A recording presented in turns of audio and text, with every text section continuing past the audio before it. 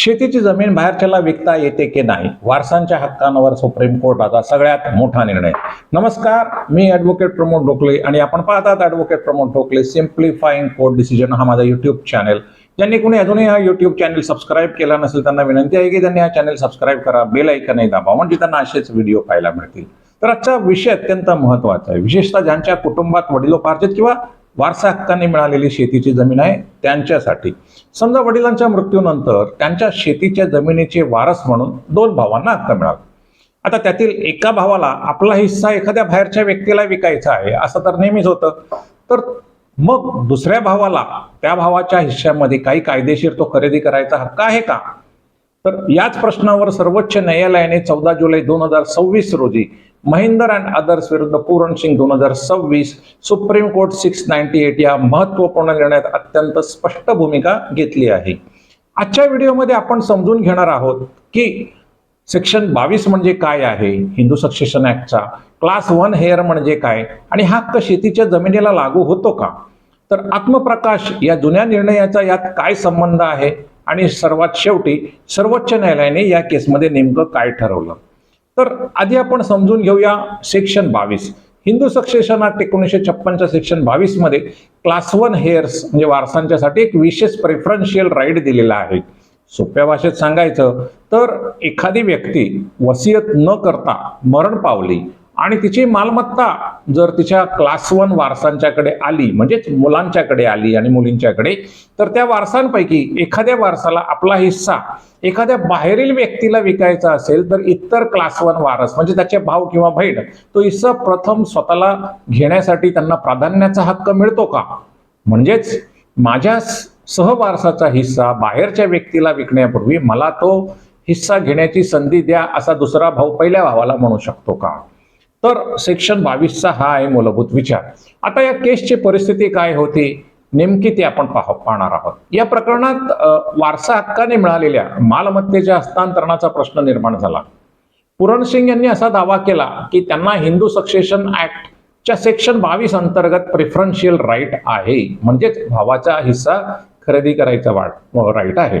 तर त्यांचा मुद्दा असा होता की मी क्लास 1 हेअर आहे, माझ्या सहवारसाला त्याचा हिस्सा बाहेरच्या व्यक्तीला विकायचा जर असेल तर तो हिस्सा विकत घेण्याचा पहिला अधिकार मला आहे, म्हणजे भावाच्या वाट्याची शेतीची जमीन मला आली पाहिजे. महत्वाची गोष्ट म्हणजे संबंधित मालमत्ता ही ऍग्रिकल्चर लँड म्हणजेच शेतीची जमीन होती. आता यावर विरोधी पक्षाने प्रश्न उपस्थित केला, म्हणजे ज्या भावाला जमीन विकायची होती त्यांनी काही प्रश्न उपस्थित केले. त्यांचा पहिला प्रश्न असा होता की सेक्शन 22 हा हिंदू सक्सेशन ऍक्ट मधील हक्क आहे, पण तो शेतीच्या जमिनीला लागू होत नाही. आणि इथूनच सुरू झाला महत्वाचा कायदेशीर वाद. काय आहे तो कायदेशीर वाद, तर तो आता आपण पाहून घेऊयात. सर्वप्रथम ते खालच्या न्यायालयात गेले आणि खालच्या न्यायालयाने जेव्हा दोन्ही बाजूंचं म्हणणं ऐकलं, कागदपत्र बघितले, तेव्हा खालच्या न्यायालयाने प्रथम पूरण सिंग यांचा दावाच स्वीकारला नाही. त्यामागे आत्मप्रकाश आणि स्टेट ऑफ हरियाणा या न्यायालयाचा निर्णयाचा आधार घेण्यात आला. म्हणजे पूरण सिंगांना आपल्या भावाचा शेतीचा हक्क प्रेफरन्शियल राईटने म्हणजे खरेदी करायचा अधिकार नाही असं खालच्या कोर्टाने सांगितलं आणि आत्मप्रकाश विरुद्ध स्टेट ऑफ हरियाणा ह्या सर्वोच्च न्यायालयाच्या आधीच्या खटल्याचा दाखला दिला. तर आत्मप्रकाश या प्रकरणामध्ये सर्वोच्च न्यायालयाने पंजाबच्या प्रिएम्पशन ऍक्ट मधील काही प्रिएम्पशन तरतुदींवर घटनात्मक प्रश्न उपस्थित केले होते. प्रिएम्पशन म्हणजे काय? जर एका भावाला आपल्या वाट्याची जमीन विकायची असेल आणि दुसऱ्या भावाला त्याला ती विकू द्यायची नसेल, स्वतःला खरेदी करायची असेल, तर त्या संबंधीचा केलेला कायदा तो हा पंजाबचा कायदा होता आणि त्याच्यावर याआधी सर्वोच्च न्यायालयाने आत्मप्रकाश केसमध्ये घटनात्मक प्रश्न निर्माण केले. यामुळे असा युक्तिवाद करण्यात आला की सेक्शन 22 देखील प्रिएम्पशनच्या स्वरूपाचा असल्यामुळे त्याची अंमलबजावणी होऊ शकत नाही असं खालच्या न्यायालयाने म्हटलं आणि पूरण सिंगचा दावा स्वीकारला नाही. पूरण सिंगला सांगितलं की तुला भावाचा शेती घेण्याचा अधिकार नाही.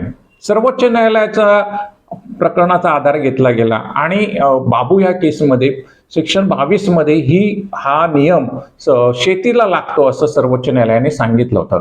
आता ह्या प्रकरणामध्ये सर्वोच्च न्यायालयासमोर कोणते मुख्य प्रश्न होते, तर साधारणपणे 3 महत्वाचे प्रश्न होते. पहिला प्रश्न म्हणजे हिंदू सक्सेशन ऍक्टच्या सेक्शन 22 हा ऍग्रिकल्चर लँड म्हणजे शेतीच्या जमिनीला लागू होतो का?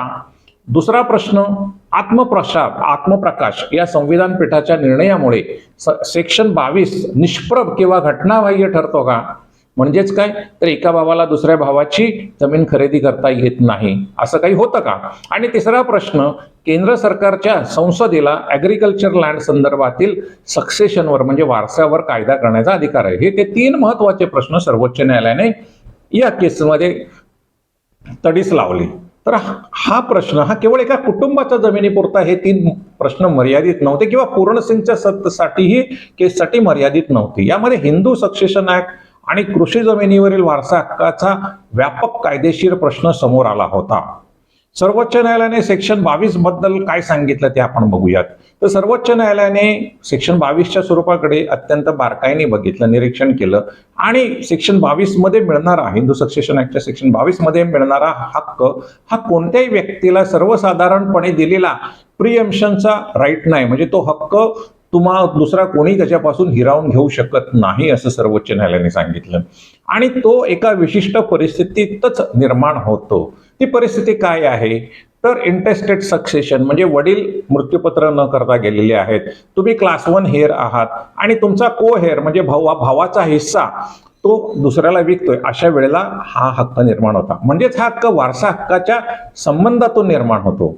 त्यामुळे न्यायालयाने सेक्शन 22 आणि पंजाब प्रिएम्पशन ऍक्ट मधील प्रिएम्पशन प्रोव्हिजन यांची तुलना करून ते दोन्ही एकसारखे किंवा पारिमटेरिया एक प्रमाणे आहेत, एकसारखे आहेत, हा युक्तिवादच मुळात नाकारला. आता आत्मप्रकाश आणि सेक्शन 22 यामधला महत्वाचा काय फरक आहे, तर याच्यामध्ये काही महत्वाचे कायदे आहेत. तर आत्मप्रकाश प्रकरणामध्ये पंजाब प्रिएम्पशन ऍक्ट मधील तरतुदींचा प्रश्न होता.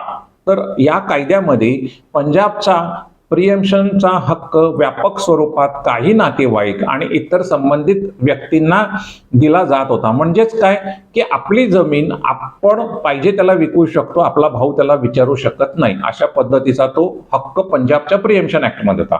परंतु सेक्शन 22 ची रचना मात्र पूर्णपणे वेगळी आहे असं सर्वोच्च न्यायालयाने सांगितलं.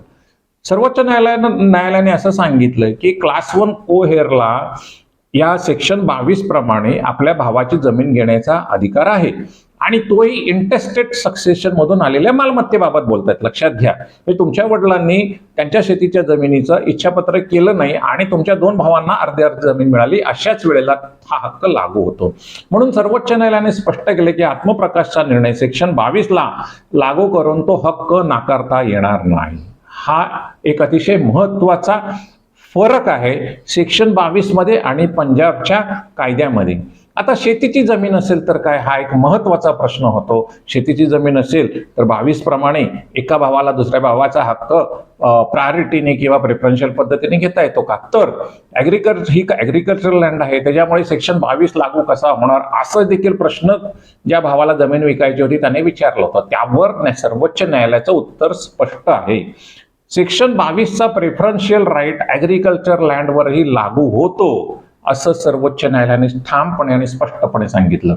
म्हणजेच जमीन शहरातली असो, ग्रामीण भागातली असो किंवा वारसा हक्काने आलेली शेतीची जमीन असो, केवळ ती ऍग्रिकल्चर लँड आहे म्हणून सेक्शन 22 चा हक्क तिथे संपत नाही, तर तो लागूही होतो.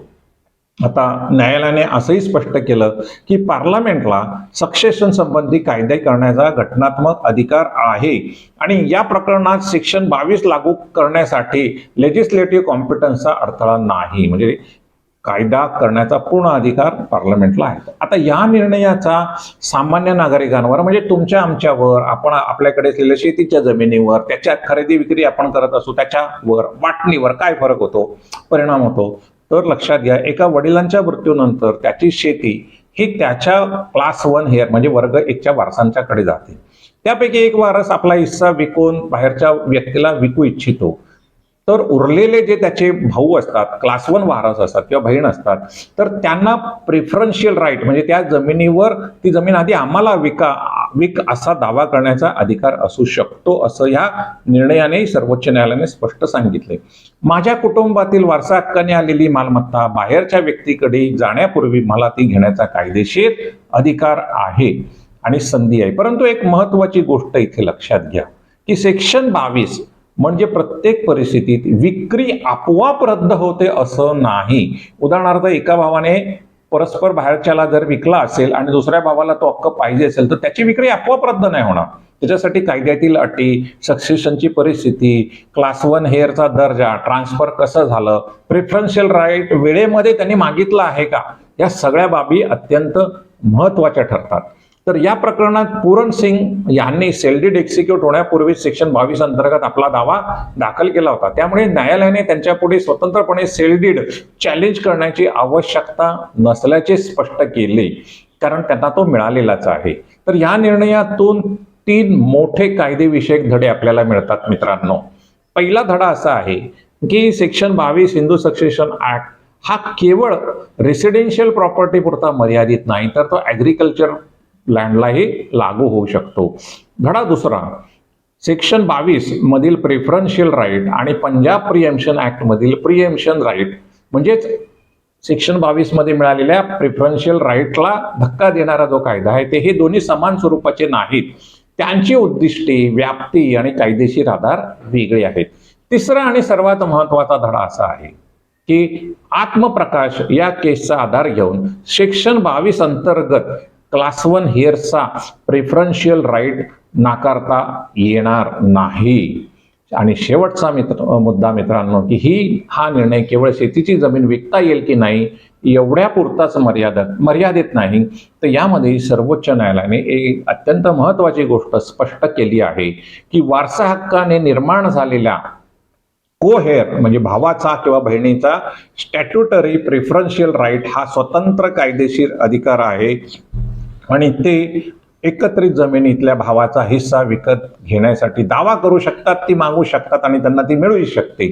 तर त्यामुळे जर आपल्या कुटुंबात वारसा हक्काने आलेली जमीन, शेतीची जमीन असेल आणि एखादा सहवारस आपला हिस्सा बाहेरील व्यक्तीला विकण्याचा प्रयत्न करत असेल तर सेक्शन 22चा विचार करणे अत्यंत महत्वाचे आहे.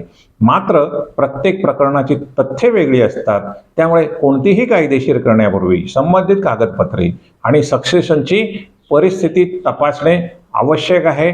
शक्य असल्यास आपल्या वकिलांना जाऊन त्यांचा सल्लाही त्वरित घेऊ शकता, म्हणजे तुम्हाला हा नियम लागू होतो की नाही तिथे कळेल. तर मित्रांनो, महेंदर अँड अदर्स विरुद्ध पूरण सिंग 2026 सुप्रीम कोर्ट 698 या निर्णयाचा साधा अर्थ एका वाक्यात सांगायचा झाला तर वारसा हक्काने मिळालेल्या शेतीच्या जमिनीवरही क्लास 1 को-हेअरला सेक्शन 22 अंतर्गत प्रेफरन्शियल राईट मिळू शकतो.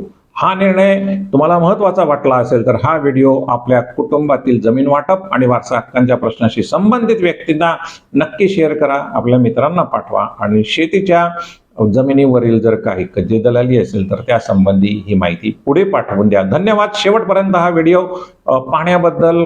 तर मित्रांनो, असेच व्हिडिओ पाहत राहा, कायदा समजून घ्या, आपल्या हक्कांविषयी जागरूक व्हा.